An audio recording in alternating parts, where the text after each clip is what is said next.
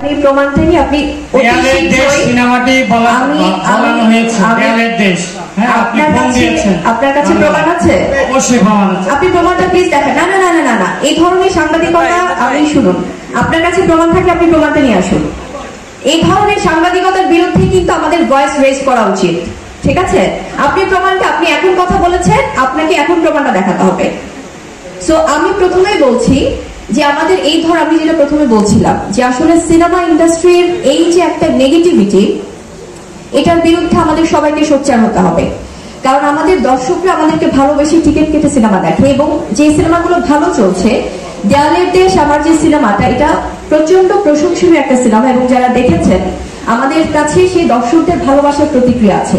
এই সিনেমা চালানোর জন্য আমাদের কাউকে ফোন দেবার প্রয়োজন নেই প্রথমত, এবং I have that guts to challenge you, if you have that guts you will prove everything. আপনি কোনো আর্টিস্টকে বা কোনো মুভি টিমকে নিয়ে এই ধরনের এলিগেশন দেবেন এবং সেটা নিয়ে একটা ইয়েলো জার্নালিজম করবেন, সেটার বিরুদ্ধে আসলে আমাদেরকে কথা বলা উচিত।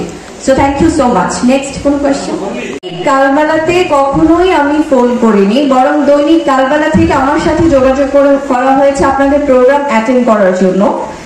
তো সামহাও আমি প্রোগ্রাম অ্যাটেন্ড করিনি বলে হয়তো আপনারা এই ধরনের কাজ করেছেন। আমি এটা আসলে, যদি এই ধরনের সাংবাদিকতা হয়, সেক্ষেত্রে আমি আপনাদের কাছে প্রশ্ন রাখতে চাই যে আজকে আহসান হাবিব আপনি দৈনিক কালবেলা থেকে বলছেন,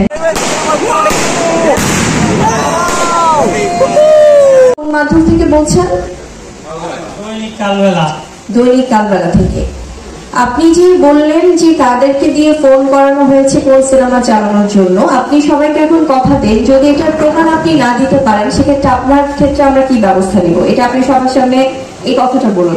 দৈনিক কালবেলা যখন নিউজ করে, কোনো তথ্য ছাড়া নিউজ করে না, তথ্য প্রমাণের ভিত্তিতে নিউজ করে। তো এই তথ্য প্রমাণ কি আপনি নিয়ে এসেছেন? সেটার জন্য আপনি বারবার ফোন দিয়েছেন।